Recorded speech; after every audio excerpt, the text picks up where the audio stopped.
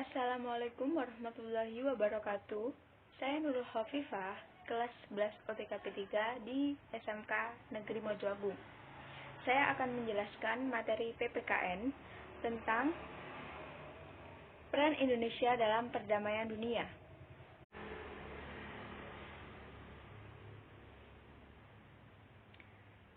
Salah satu tujuan peran serta Indonesia dalam perdamaian dunia tercantum dalam Undang-Undang Dasar Negara Republik Indonesia tahun 1945 alinea keempat, yaitu ikut melaksanakan ketertiban dunia yang berdasarkan kemerdekaan, perdamaian abadi, dan keadilan sosial. Peran Indonesia dalam menciptakan perdamaian dunia dibagi menjadi dua cara. 1. Hubungan internasional, dan 2. Organisasi internasional.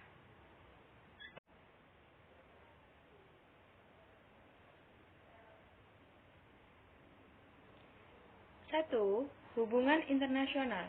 Berdasarkan Undang-Undang Nomor 37 Tahun 1999 telah dijelaskan bahwa hubungan internasional adalah kegiatan yang menyangkut aspek regional dan internasional yang dilakukan oleh pemerintah di tingkat pusat dan daerah, lembaga negara, badan usaha, organisasi politik, organisasi masyarakat, LSM, atau warga negara.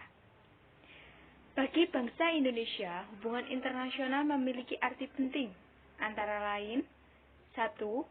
Pembentukan satu negara Republik Indonesia yang demokratis.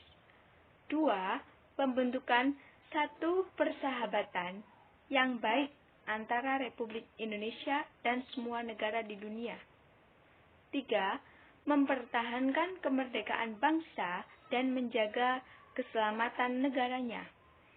4. Memperoleh barang-barang yang diperlukan dari luar. 5. Meningkatkan perdamaian internasional. Dan keenam, meningkatkan persaudaraan segala bangsa.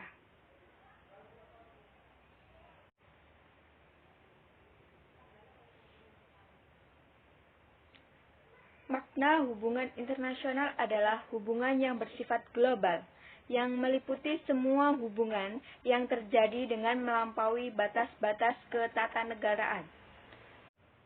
Nah, berikut ini ada beberapa konsepsi dalam hubungan internasional.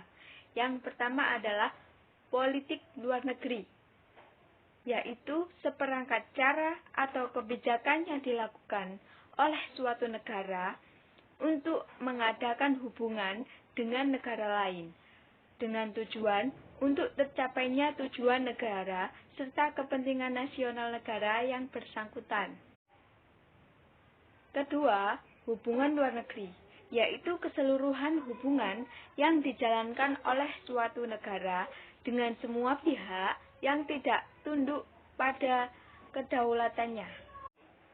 Dan 3. Politik internasional merupakan politik antar negara yang mencakup kepentingan dan tindakan beberapa atau semua negara, serta proses interaksi antar negara maupun antar negara dengan organisasi internasional. Selanjutnya, suatu negara dapat menjalin hubungan dengan negara lain manakala kemerdekaan dan kedaulatannya telah diakui secara de facto dan de jure oleh negara lain. Perlunya kerjasama dalam bentuk hubungan internasional antara lain karena faktor-faktor berikut ini. A. Faktor internal, yaitu adanya kekhawatiran terancamnya kelangsungan hidup, baik melalui kudeta maupun intervensi dari negara lain. Dan B. Faktor eksternal, yaitu ketentuan hukum alam yang tidak dapat dipungkiri bahwa suatu negara tidak dapat berdiri sendiri tanpa bantuan dan kerjasama dengan negara lain. Ketergantungan tersebut terutama dalam upaya memecahkan masalah-masalah ekonomi, politik, hukum, sosial budaya, pertahanan, dan keamanan. Berikutnya yaitu ruang lingkup hubungan internasional terletak dalam dua bidang. Pertama, bidang publik, yaitu meliputi politik internasional, politik luar negeri, pertahanan dan keamanan, hukum internasional, diplomasi, organisasi internasional, dan kejahatan internasional. Yang kedua, ada bidang privat, yaitu meliputi ekonomi dan moneter internasional, ilmu pengetahuan, dan tourism atau kepariwisataan. Dan peran Indonesia yang kedua adalah organisasi internasional. Secara umum, organisasi internasional dapat diartikan sebagai organisasi yang berkedudukan sebagai subjek hukum internasional dan mempunyai kapasitas untuk membuat perjanjian internasional. Karena merupakan subjek hukum internasional, organisasi internasional mempunyai hak dan kewajiban yang ditetapkan oleh konvensi-konvensi internasional. Dan juga organisasi internasional itu terdiri dari negara-negara atau badan hukum atau badan usaha, tergantung dari sifat organisasi tersebut. Peran dan bentuk dukungan bangsa Indonesia dalam mewujudkan perdamaian dunia melalui organisasi antara lain: 1. Perserikatan Bangsa-Bangsa atau PBB. 2. ASEAN atau Association of Southeast Asian Nations. 3. Peran Indonesia dalam Gerakan Non-Blok atau GNP. Jadi, berikut ini adalah peranan-peranan Indonesia dalam mewujudkan perdamaian dunia. Yang pertama, ada peran Indonesia di Perserikatan Bangsa-Bangsa atau PBB. Jadi, Indonesia juga berperan dalam organisasi dengan skala yang lebih besar, yaitu PBB.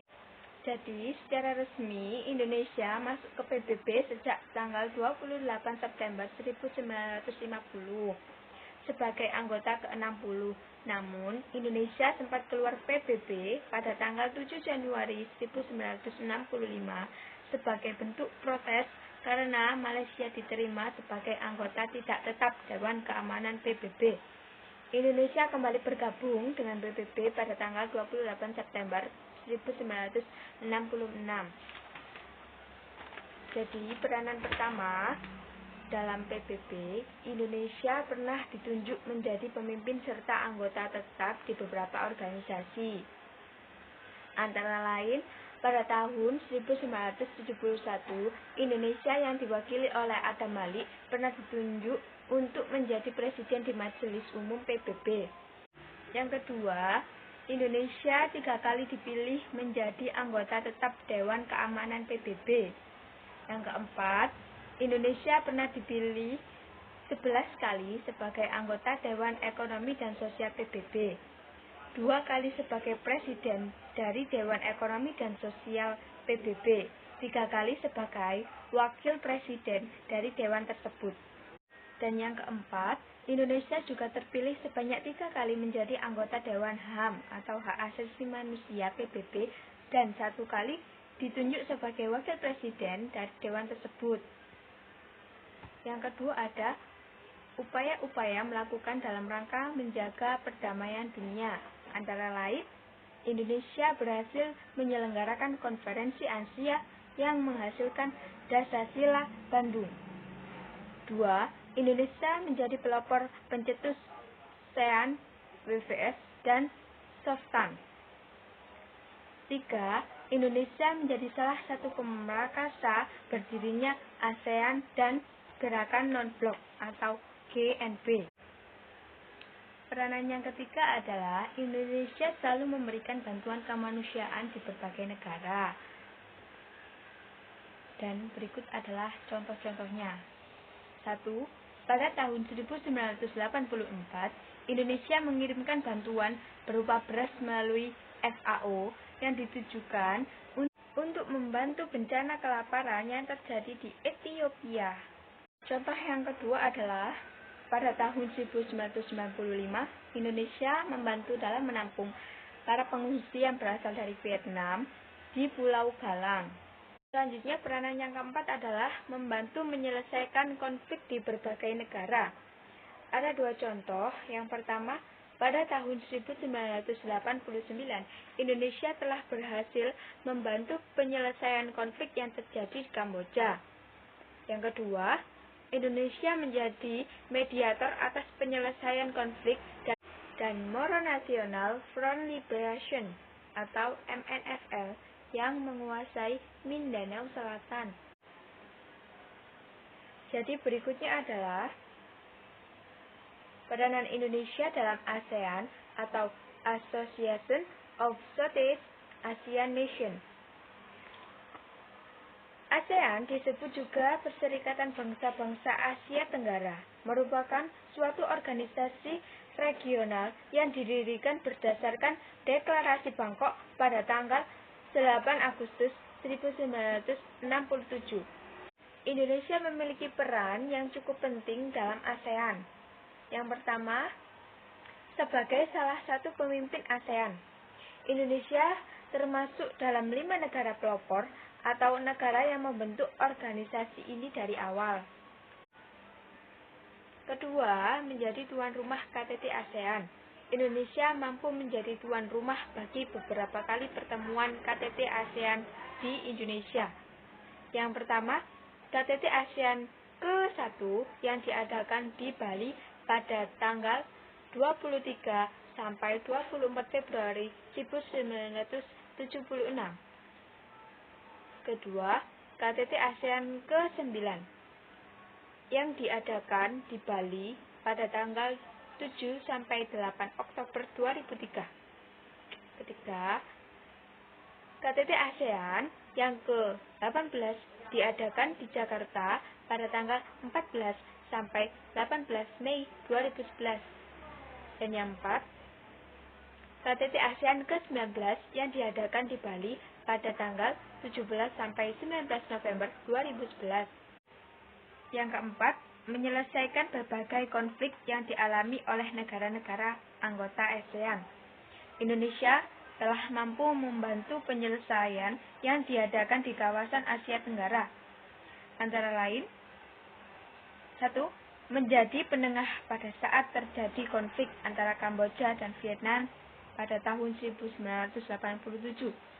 Dan yang kedua, menjadi penengah pada saat konflik antara Filipina dengan Moro National Front Liberation atau MNFL. Selanjutnya, 3. Peran serta Indonesia dalam gerakan non-blok. Bagi bangsa Indonesia, GNB merupakan wadah yang tepat bagi negara-negara berkembang untuk memperjuangkan cita-citanya, dan untuk itu Indonesia senantiasa berusaha secara konsisten dan aktif membantu berbagai upaya ke arah pencapaian tujuan dan prinsip-prinsip GNB. Adapun langkah-langkah yang ditempuh oleh Indonesia dalam meningkatkan peranan di GNB atau Gerakan Non-Blok. Yang pertama, meningkatkan kerjasama antar negara-negara anggota Gerakan Non-Blok. Dengan cara meningkatkan keeratan kerjasama yang telah dibangun antar sesama negara anggota GNB, terutama dalam perkembangan kerjasama di bidang teknik dan ekonomi. Yang kedua adalah berperan dalam penyelesaian masalah-masalah ekonomi internasional. Dalam penyelesaian masalah-masalah ekonomi internasional ini, Indonesia juga berperan dalam menunjang pembangunan yang berkelanjutan. Peran Indonesia tersebut salah satunya diwujudkan dengan meningkatkan dialog utara sampai selatan berdasar pada kepentingan dan tanggung jawab bersama, semangat kemitraan, saling ketergantungan, serta saling memberi manfaat. Dan peranan Indonesia ketiga adalah menjadi pemimpin Gerakan Non-Blok. Berbagai prestasi telah diraih Indonesia selama memimpin organisasi dunia tersebut. Yang pertama, Indonesia telah dianggap telah memberikan warna yang baru bagi organisasi tersebut. Di antaranya adalah dengan menitik beratkan kerjasama pada pembangunan ekonomi. Yang kedua, Indonesia telah dipercaya untuk membantu menyelesaikan pertikaian atau konflik regional di beberapa negara seperti Kamboja, sengketa yang terjadi di Laut Cina Selatan, serta gerakan separatis Moro di Filipina.